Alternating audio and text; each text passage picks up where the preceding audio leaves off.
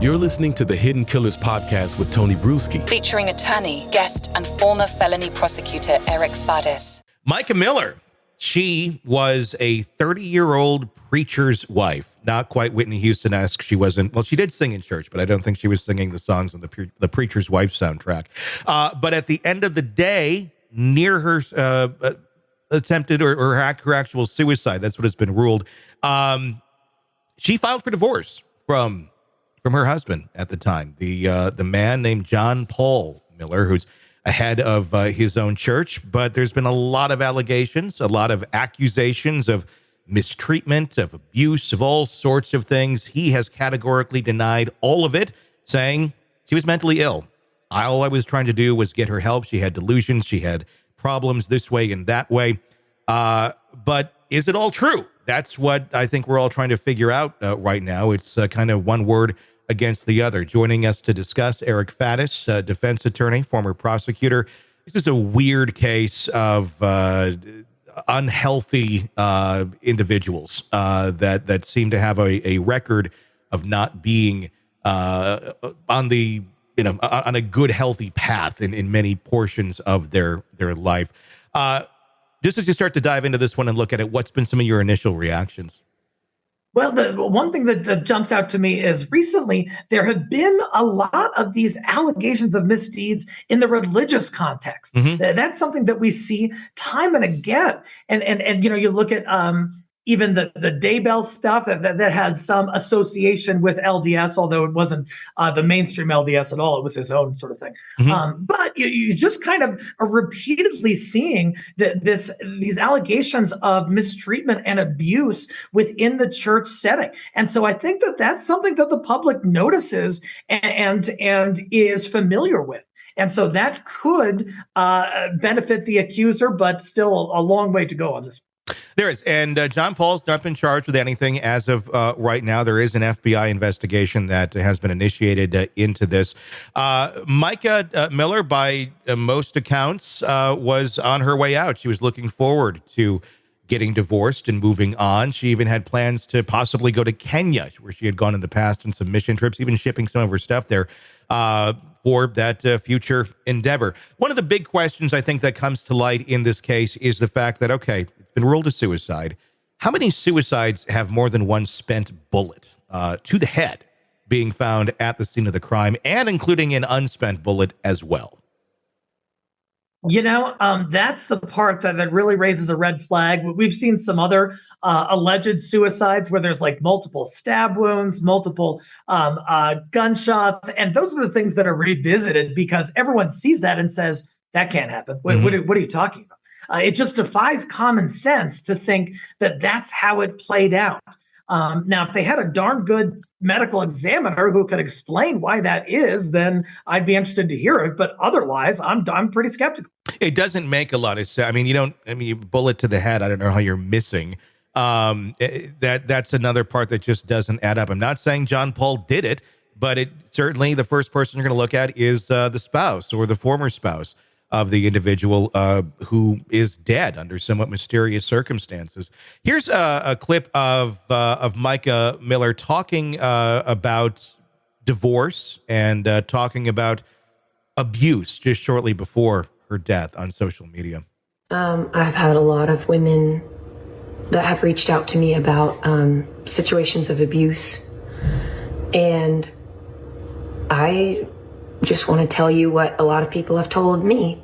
Male or female, it doesn't matter. It doesn't matter what gender you are. Abuse is abuse.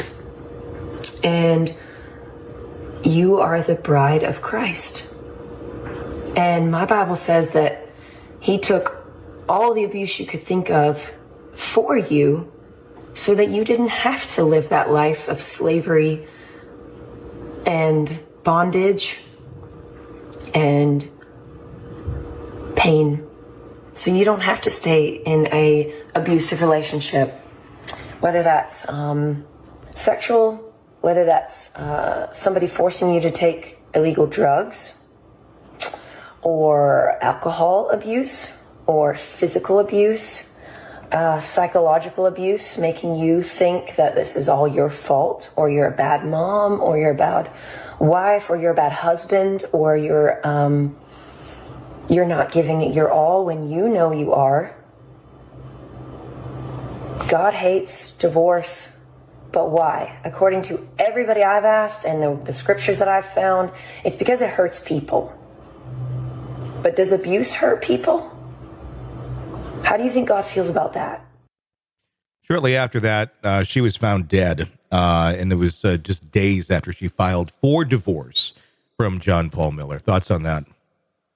You know, in looking at that video, it looks like someone who is in distress, but not someone who's ready to off themselves. Yeah. In fact, it looks like someone who's ready to liberate themselves, who's ready to begin a new life. And that's wholly inconsistent with suicide. Mm-hmm. The 911 call was also very interesting. Lots of people who knew Mica saying this. I mean, this does not sound like her directly. I mean, it's her voice, but it's not her delivery, if you will. Let's take a quick listen to that. Galveston County 911. What's the address of your emergency? Hi. Are you able to trace the location of my phone? Let me see. Don't know where you're at. And National Park. What's the phone number you're calling me from? 843-655-5242. Where's the park located at?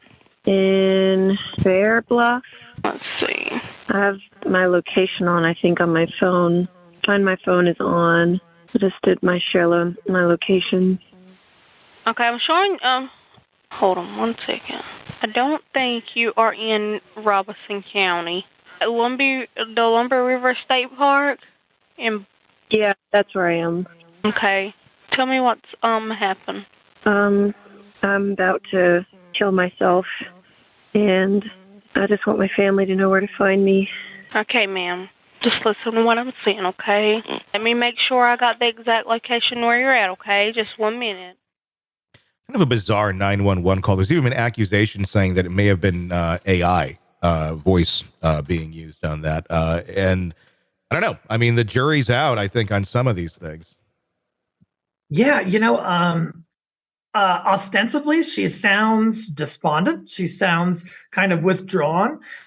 There is nowadays the ever-present concern that there is that AI could have been used to manufacture something. I'm not saying that that's what happened here at all, but I have other cases in Colorado. There's a case going on where some accuser used AI to fabricate a phone call, and it's the other person's voice, and it sounds like them, but it's not them. Yeah. And so, certainly further investigation needs to be done to verify the validity of that call. Want to listen ad-free? Want advanced access to all of our interviews before anyone else?